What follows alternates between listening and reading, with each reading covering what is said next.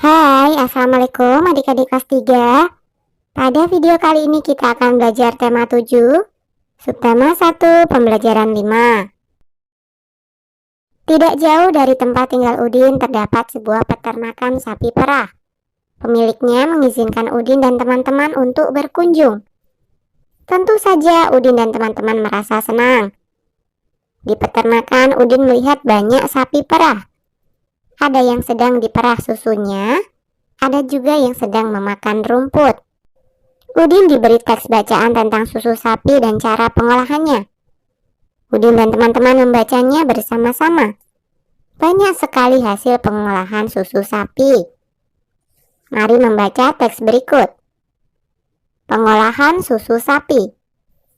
Susu merupakan hasil utama dari sapi perah. Susu sapi segar memiliki daya tahan sekitar 5 jam saja. Susu perlu diolah dengan baik supaya gizi dalam susu dapat dinikmati kapan saja. Pengolahan susu sapi dapat dilakukan dengan teknologi pangan.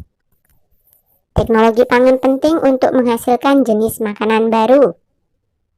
Teknologi pangan juga menjaga agar makanan tetap awet. Susu sapi dapat diolah menjadi berbagai jenis makanan baru. Contohnya adalah yogurt, keju, permen, mentega, hingga es krim. Hasil olahan susu sapi biasanya sangat disukai oleh anak-anak. Dalam proses pengolahan susu yang paling penting setelah hasilnya adalah cara mengemasnya. Pengemasan produk dapat menentukan daya tahan makanan tersebut. Daya tahan susu yang dikemas dengan plastik biasa akan berbeda dari susu yang dikemas dengan kardus kedap udara. Apakah manfaat dari teknologi pangan dalam pengolahan susu sapi? Buatlah kelompok yang terdiri atas 4 orang. Tuliskan pendapat setiap anggota kelompok. Nah, pendapat yang pertama, gizi dalam susu dapat dinikmati kapan saja. Kemudian pendapat yang kedua, menjaga makanan berbahan susu menjadi lebih awet. Pendapat yang ketiga, mengolah susu menjadi produk baru seperti yogurt, keju, mentega, dan es krim. 4. Makanan berbahan susu lebih menarik bagi anak-anak. Berdasarkan hasil diskusi, manfaat dari teknologi pangan dalam pengolahan susu sapi adalah gizi dalam susu dapat dinikmati kapan saja, menjaga makanan berbahan susu menjadi lebih awet, mengolah susu menjadi produk baru, seperti yogurt, keju, mentega, dan es krim. Dan makanan berbahan susu lebih menarik bagi anak-anak. Amati kata-kata yang digarisbawahi pada teks pengolahan susu sapi. Carilah arti kata tersebut menggunakan kamus. Kamu bisa minta bantuan kepada orang tua atau gurumu. Daya tahan artinya kemampuan bertahan terhadap segala pengaruh dari luar yang dapat merugikan, seperti penyakit, serangan musuh, godaan, dan sebagainya. Teknologi artinya adalah metode ilmiah untuk mencapai tujuan praktis atau ilmu pengetahuan terapan. Pengemasan artinya proses, cara, perbuatan mengemasi. Kedap udara artinya tidak mudah atau tidak dapat dimasuki atau ditembus oleh udara. Nah, buat kalimat baru menggunakan kata-kata di atas. Yang pertama adalah daya tahan. Contoh kalimatnya, susu sapi dapat meningkatkan daya tahan tubuh. Kemudian yang kedua, teknologi. Contoh kalimatnya, susu sapi diolah menjadi yogurt menggunakan teknologi fermentasi. Kemudian kata yang ketiga adalah pengemasan. Contoh kalimatnya, pengemasan produk susu membuat susu menjadi lebih awet. Dan yang keempat adalah kedap udara. Contoh kalimatnya, kemasan kedap udara menjadikan makanan lebih awet. Simaklah cerita gurumu tentang keberagaman dalam kehidupan sehari-hari. Hari semakin siang. Dayu mengajak Udin dan teman-teman untuk beristirahat sejenak. Di halaman depan peternakan terdapat toko yang menjual berbagai hasil olahan susu. Benny mengajak teman-temannya minum susu. Lani dan Udin menolak ajakan Beni. Maaf Beni, aku tidak bisa minum susu. Aku alergi terhadap susu sapi. Aku sudah membawa air minum dari rumah, ujar Lani. Kalau aku lebih memilih minum yogurt, Beni, kata Udin. Setiap orang memiliki pilihan yang berbeda. Beni menghargai pilihan teman-temannya. Beni tidak marah walaupun ajakannya ditolak. Dapatkah kamu jelaskan pentingnya memahami keberagaman dalam kehidupan sehari-hari?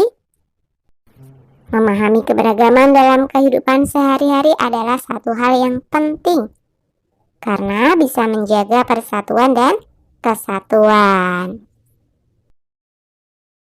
Setiap individu memiliki kebiasaan dan kesukaan yang berbeda-beda. Sifat dan ciri setiap individu juga amat beragam. Beragam artinya bermacam-macam. Dengan memahami keberagaman atau macam-macam sifat dan ciri-ciri setiap individu, sifat tenyang rasa dalam diri kita akan terasa. Tenyang rasa artinya kita dapat menghargai perasaan orang lain. Nah, buatlah kelompok yang terdiri atas 5 orang. Diskusikan sebuah cerita tentang teman satu kelompok yang memiliki sifat bermacam-macam.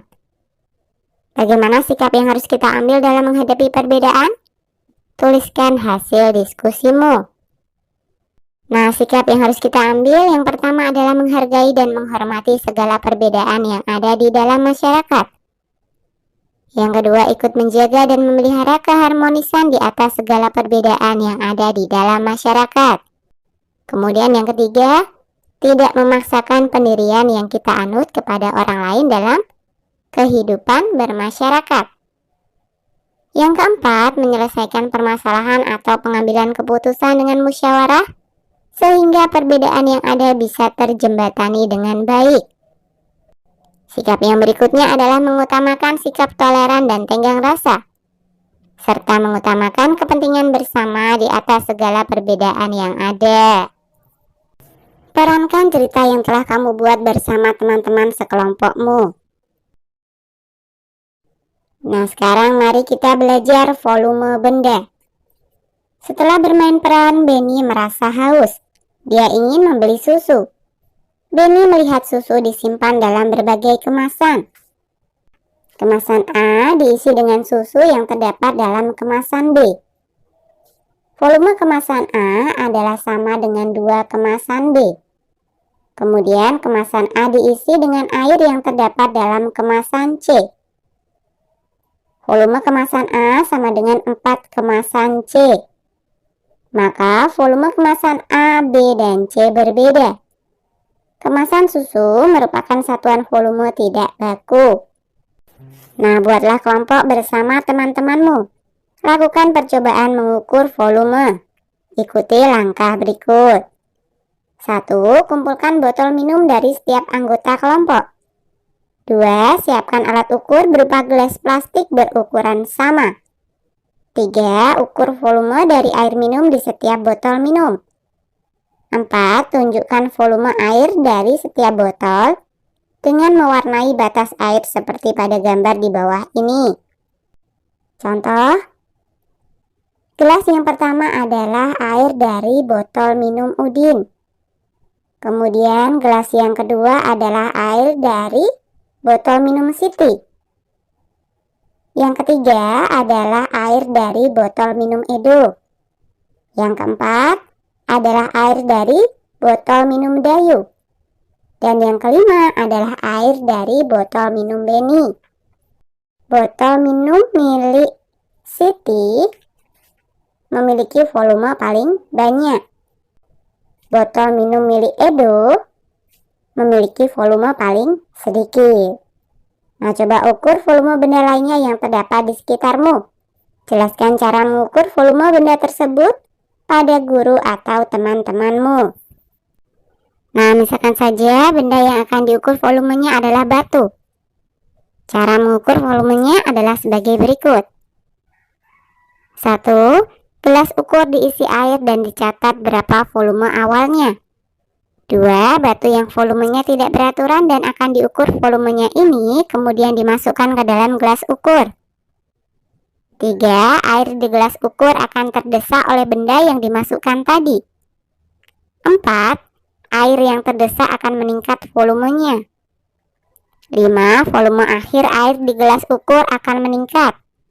Dan peningkatan ini sama dengan volume batu tidak beraturan tadi. 6.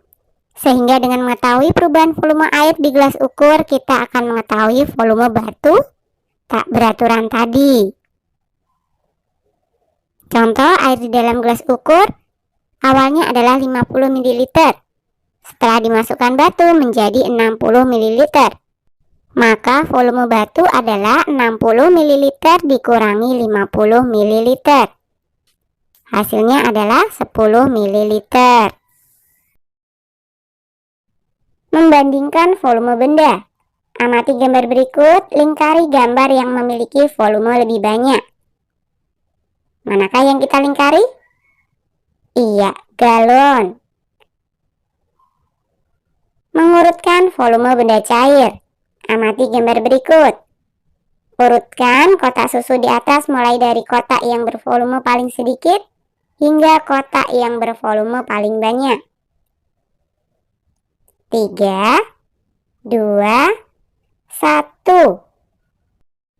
Urutkan mulai dari gelas yang memiliki volume paling banyak hingga volume yang paling sedikit. 3, 2, 4, 5, dan 1. Oke, sampai di sini dulu video kali ini ya. Sampai jumpa di video berikutnya.